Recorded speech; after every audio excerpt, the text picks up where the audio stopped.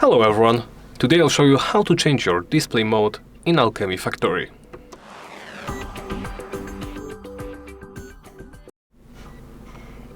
Let's begin by opening the Options menu.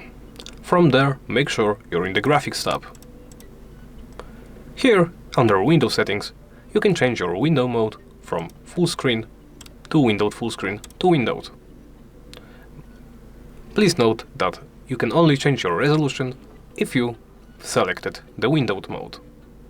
I'll go with full screen, or I don't know, maybe windowed full screen would be better. I'll go with that. Then, once you're done, simply press the back button, and you're ready to play. Thank you for watching, and please remember to like, comment and subscribe.